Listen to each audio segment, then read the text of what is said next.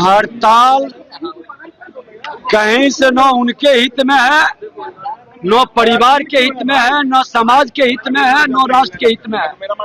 हड़ताल और तालाबंदी ये मानसिकता अराजकता का प्रतीक है। ये कतई स्वीकार नहीं, इस तरह के भावनाओं का कतई सम्मान नहीं।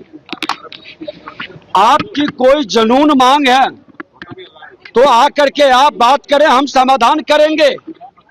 लेकिन तालाबंदी करके, हड़ताल करके दबाव और प्रेशर की वातावरण ये न सरकार के हित में है, न समाज के हित में है। और ऐसे मानसिकता के लोग, जब हमने कहा कि आपका प्रमोशन की जरूरत है, वेतन वृद्धि की मांग है, सुविधा की मांग है, जब हम स्वीकार करने के लिए तैयार हैं, उसके बाद भी हड़ताल, तो जनता कह रही है कि ये हड़ताल कहीं न कहीं लोगों की अराजकता के वातावरण की छूट सरकार कतई नहीं देगी। जनता के हित में परिमार्जन और दाखिल खारिज, लोगों को अनुदान मिले, ये हमारी जिम्मेवारी है। और मैं जनता के हित को प्राथमिकता दूंगा।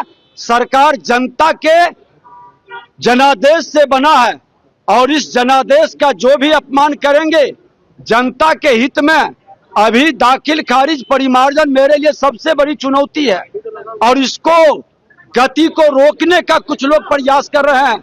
हम लोग चिन्हित कर रहे हैं कि ऐसे लोगों के विरुद्ध जरूरत पड़ेगी तो सख्त कार्रवाई करेंगे। देखिए, बहुत लोग आज सीओ, अंचलाधिकारी और पदाधिकारी इस बात को समझे हैं। राजस्व कर्मचारी में भी अच्छे लोगों की जमात है जो सहमत है कि आज का मौसम अभी उचित नहीं है।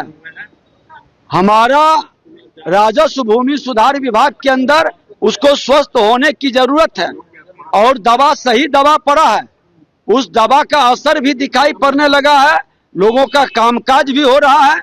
लेकिन दवा अगर जो छोड़ देंगे, कामकाज को रोक लेंगे, फिर अराजकता का वातावरण बनेगा, भू माफिया का माहौल मजबूत होगा, ये कतई नहीं। आज खनन विभाग के अंदर भी लोग हड़ताल करने का वातावरण बनाए थे। हमने जब उनको समझाया, वो हड़ताल नहीं किए। आज खनन विभाग सफल हो गया, राजस्व भी बढ़ा, शांति भी आई और सरकार का जो अराजकता का माहौल है उसको भी खत्म करने में ताकत मिली। सीएजी की रिपोर्ट आई है, कई गड़बड़ियां उसमें दिखाई गई हैं, कई विभागों की गड़बड़ियां सीएजी की रिपोर्ट में दिखाई गई है। क्या देखिए, उसको अध्ययन करके सरकार देखती है गंभीरता से। मंत्री जी अमित शाह जी आए हैं, उन्होंने कहा कि हम दोबारा तभी आएंगे जब घुसपैठियों को रोक देंगे। कैसे देखते उनके बयान को सर?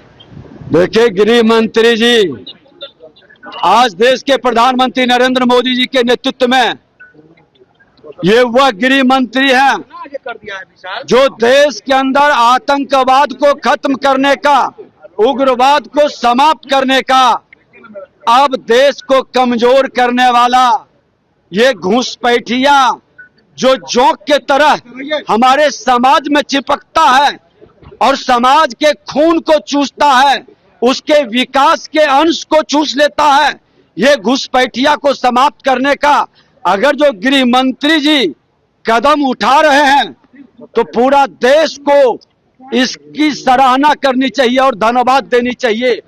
खास करके सीमावर्ती क्षेत्र के जो राज्य हैं, बंगाल हो, बिहार हो, असम हो, ऐसे जगह इन घुसपैठियों के कारण बीमारी ही सिर्फ नहीं आया है, उस राज्य की बदनामी को भी इस घुसपैठिया ने बढ़ाया है। और इस घुसपैठिए को रोकना, आज तराई के क्षेत्र में, हमारे नदी के क्षेत्र में राजस्व भूमि सुधार विभाग और माइंस डिपार्टमेंट से जो रिपोर्ट आई है कि ये नदी के पाट में, तराई में जाकर के सरकारी जमीन पर बस रहे हैं, उसका भी मैं सर्वे कराऊंगा। और घुसपैठिए को जोंक समाज का बनने नहीं देंगे। जो इस धरती पर जन्म लिया है, किसी जाति धर्म क्षेत्र भाषा का लोग है, उसकी प्राथमिकता पहले होगी। बाहर से आए हुए घुसपैठिए कतई स्वीकार नहीं होंगे। ये घुसपैठिए 90 के दशक से आप जो डेमोग्राफी बदला है, आप देखें किस समय से ये डेमोग्राफी बदला, कौन किया नहीं होता तो राजद और कांग्रेस का कल्चर है कि तुष्टीकरण की राजनीति करती है। राजद कांग्रेस का कल्चर तुष्टीकरण का है, एनडीए का कल्चर संतुष्टीकरण का है।